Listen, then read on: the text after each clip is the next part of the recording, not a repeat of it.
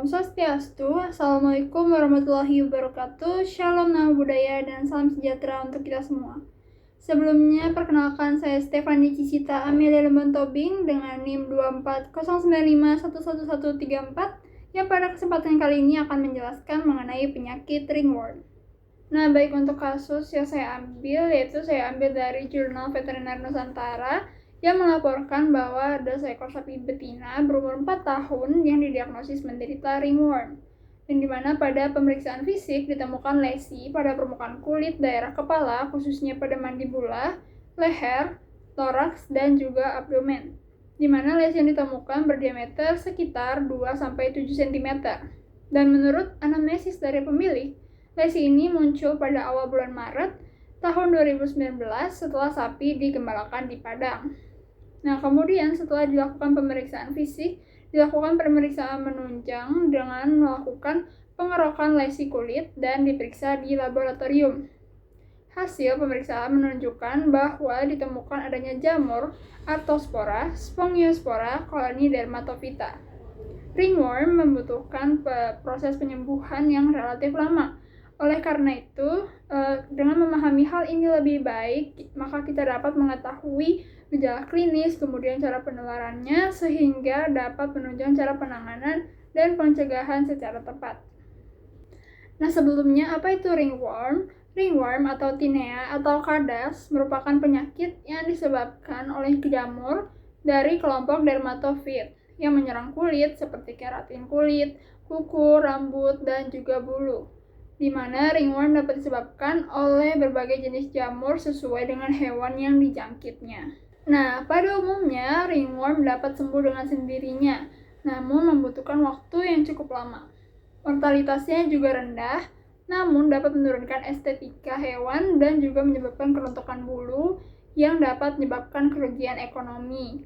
Ringworm juga bersifat zoonosis dan mudah menyebar melalui kontak langsung, lingkungan yang tercemar, rambut, dan juga spora aseksual maupun seksual pada jenis Conidia. Nah, ringworm disebabkan oleh jamur dermatofita, yakni Microsporum sp, Trichophyton sp, dan Epidermophyton sp. Jamur nantinya akan tumbuh sebagai hifa di jaringan epidermis dan memicu peradangan. Pertumbuhan radial jamur di stratum corneum akan menimbulkan lesi kulit yang disebut dengan ringworm. Jamur akan menghasilkan keratinase, proteinase, lipase, dan enzim mucinolitik yang menyebabkan kerusakan jaringan epidermis dan juga dermis. Nah, kerusakan ini akan menyebabkan peradangan, kerontokan bulu, dan alopecia yang berbentuk melingkar. Nah, sebelumnya apa itu alopecia?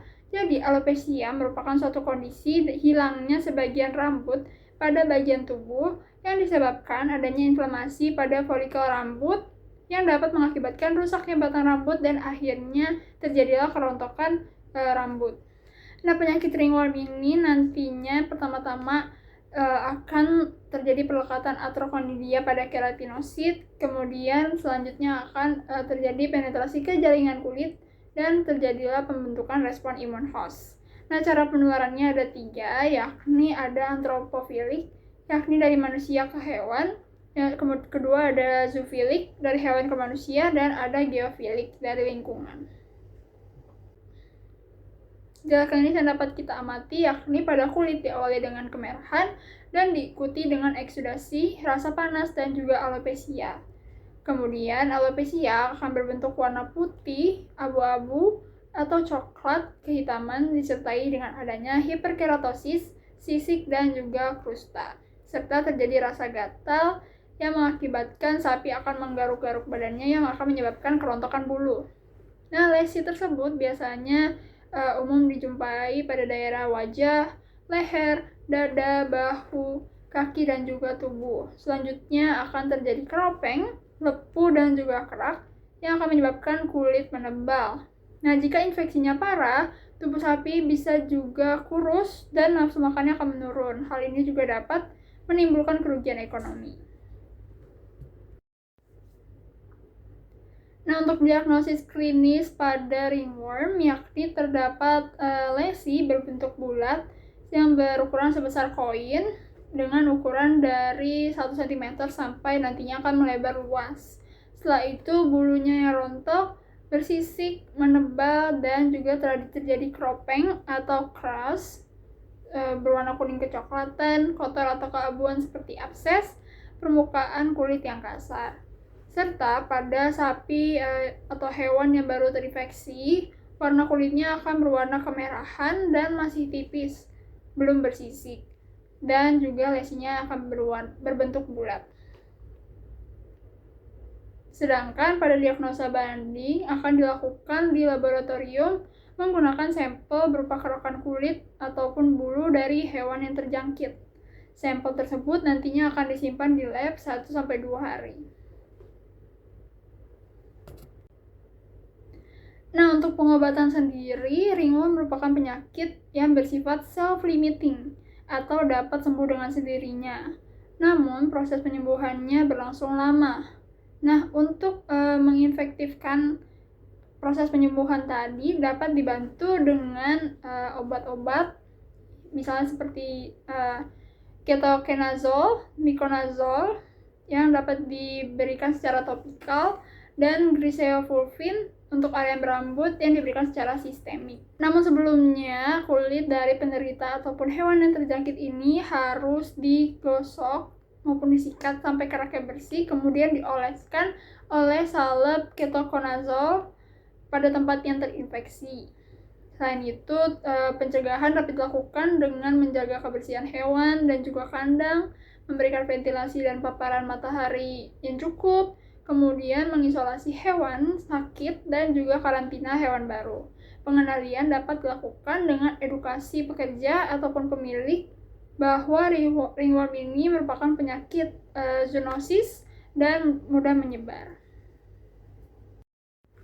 Nah, jadi ringworm atau dermatofitosis merupakan penyakit jamur superficial yang menyerang jaringan berkeratin seperti kulit, rambut, dan juga bulu pada berbagai jenis hewan, termasuk sapi, yang disebabkan oleh jamur dermatofita, terutama Microsporum, Trichophyton, dan Epidermophyton. Penyakit ini bersifat zoonosis, menular melalui kontak langsung maupun lingkungan tercemar, dan lebih sering terjadi pada kondisi sanitasi buruk dan juga imunitas hewan yang rendah.